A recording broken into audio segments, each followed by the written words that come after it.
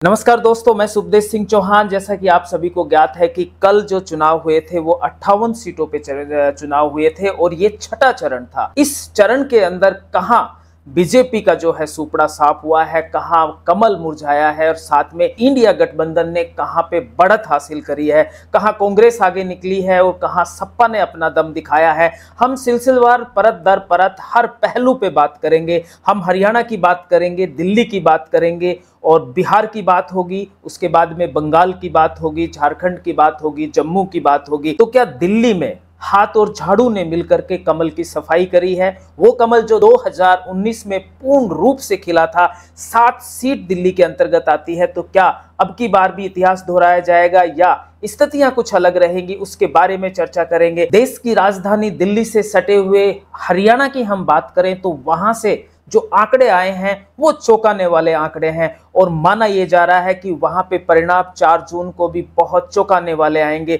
तो क्या अग्निवीर फैक्टर ने हरियाणा में काम किया है? क्या युवाओं का जो रोजगार जो सबसे बड़ा मुद्दा बना था उस फैक्टर ने काम किया है? क्या किसान आंदोलन फैक्टर ने काम किया है? हरियाणा में किसकी कितनी सीटें आएंगी उसके ऊपर चर्चा करें। फिर बात उत्तर प्रदेश की होगी जहां 14 सीटों पर चुनाव हुए हैं। मतदान कम रहा, क्या ये मतदान बीजेपी के पक्ष में जाएगा? क्या यह मतदान इंडिया गठबंधन के पक्ष में जाएगा? ग्राउंड रिपोर्ट पे जाते हैं, लोगों से जब पता किया तो पता चलता है कि वहां पे इंडिया गठबंधन अर्थात सपा और कांग्रेस बहुत कुछ अच्छा करने जा रही है। इसके तरीके से बसपा के मौन रहने से इंडिया गठबंधन यानी कि कांग्रेस और समाजवादी पार्टी को बढ़त मिली है। उसके बाद में चर्चा होगी बिहार की जो 8 सीटों के ऊपर जो चुनाव हुए हैं वो एक ऐसा क्षेत्र माना जाता है जहां पर बीजेपी का पिछले 2019 के अंदर दबदबा था। लेकिन अब की बार क्या तेजस्वी यादव और राहुल गांधी की एक जुगलबंदी ने वहां क्या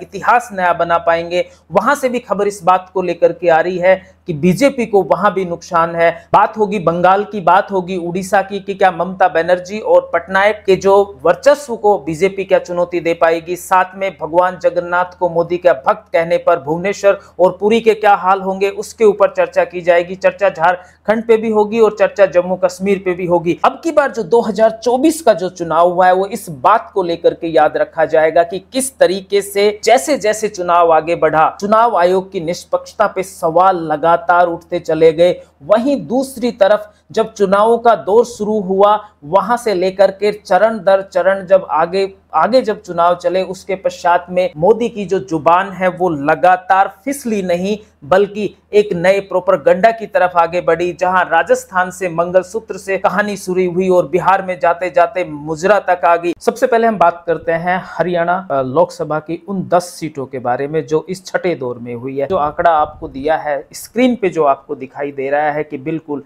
इस 10 सीट के अंदर जो पिछली बार बीजेपी को 2019 में बम्पर से बम्पर समर्थन मिला था और जो उनके कैंडिडेट जो जीते थे वो बहुत बड़े मार्जिन से जीते थे। केवल हम एक की हम बात करें, जो रोहतक एक ऐसी सीट थी जहां मार्जिन बहुत कम। अब 2024 के अंदर बहुत बड़ा उलटफेर हुआ है और बहुत ही ऐसे विषय और सब्जेक्ट हुए जिन्होंने जम के काम किया है और इसी वजह से जो ग्राउंड रिपोर्ट से जो आंकड़े आए हैं उस आंकड़ों के मुताबिक इंडिया गठबंधन है और जो कांग्रेस है वो अपना अच्छा खाता खोलने जा रही है। और जुटाई गई जो जानकारियां हैं लोगों से बात करने के मुताबिक अब की बार जो कांग्रेस यानी कि इंडिया गठबंधन हरियाणा में 10 में से 6 सीट जीत सकता है, यानी कि सीधा बीजेपी को 6 सीटों का यहाँ पे नुकसान होने जा रहा है। साथ में 2 जो सीट ऐसी हैं जहां पर बीजेपी जीत रही है और 2 ऐसी सीटें हैं जहां पे टक्कर है, कोई भी जीत सकता है। अब ऐसी कौन सी ऐसी सीटें हैं जहां पे कांग्रेस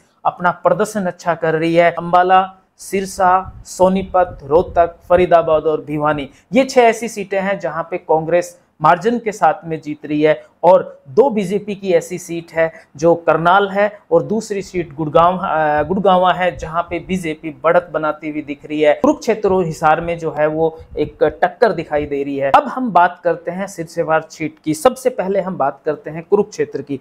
कुरुक्षेत्र में टक्कर है और टक्कर किसके बीच में है? बीजेपी और जो इंडिया गठबंधन है यहाँ पे जो नवीन जिंदल को बीजेपी ने अपना कैंडिडेट बनाया। आम आदमी पार्टी से यहाँ जो कैंडिडेट है वो सुशील गुप्ता है, और जो तीसरा कैंडिडेट यहाँ पे जो है वो INLD से अभय सिंह चौटाला है। अब इन तीनों के बीच के अंदर एक अन्य और शख्स की एंट्री होती है, और जिसका नाम है पालाराम सैनी, जो JJP से चुनाव लड़ रहा है। अब यहाँ पे खतरा हो गया है नवीन जिंदल को, क्योंकि बीजेपी का जो कोर वोट है माना जाता है, जैसे सैनी समाज हो गया, साथ में मूल OBC हो गया, वो जो कोर वोट है वो पालाराम सैनी की तरफ जा रहा है। तो यहाँ पे सुशील गुप्ता जो आम आदमी पार्टी के कैंडिडेट यानी कि इंडिया गठबंधन के कैंडिडेट हैं वो, और साथ में जो नवीन जिंदल जो बीजेपी कैंडिडेट है, उनके बीच में टक्कर है। अब बात करते हैं सबसे हाई प्रोफाइल सीट, और जो हॉट सीट बनी हुई है वो है हिसार। हिसार की जो सीट में जो मुख्य जो मुकाबला देखने को मिल रहा है वो कांग्रेस से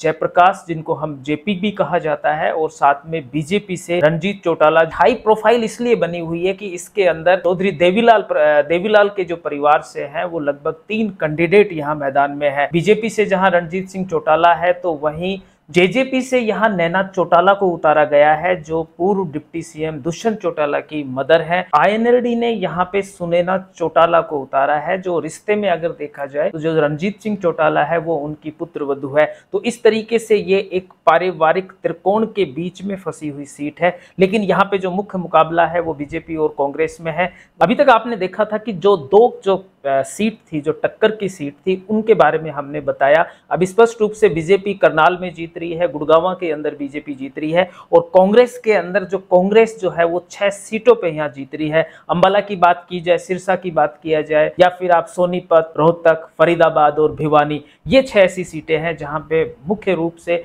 स्पष्ट रूप से जो है वो कांग्रेस विनिंग स्थिति में है। हरियाणा में जिस तरीके से राहुल गांधी ने जो मेहनत करी है और भारत जोड़ो यात्रा का जो फर्क रहा है, रोजगार और अग्निवीर के जो मुद्दे उठाए हैं, और साथ में जो किसानों के लिए जो मुद्दे उठाए हैं, MSP की जो गारंटी दी गई है, उन मुद्दों ने काम किया है। और उन्हीं मुद्दों की बदौलत यहाँ 10 में से जो 6 सीट है वो कांग्रेस जीतने जा रही है, 2 में टक्कर है, और 2 के अंदर जो है वो बीजेपी जीतने जा रही है। हमने आपको बताया हरियाणा के बारे में कि हरियाणा में किस तरीके से कांग्रेस जो है वो अपना बढ़त बनाए हुए है, और यहाँ से जो बीजेपी को 6 से 8 सीटों का लॉस हो रहा है, तो कहीं भी नहीं लग रहा कि बीजेपी किस हिसाब से 400 पार करेगी। यह आकलन हमारा हरियाणा का था कि 10 में से जो 6 सीटें हैं वो कांग्रेस जीत रही है, और 2 सीटें जो है वो बीजेपी जीत रही है। धन्यवाद।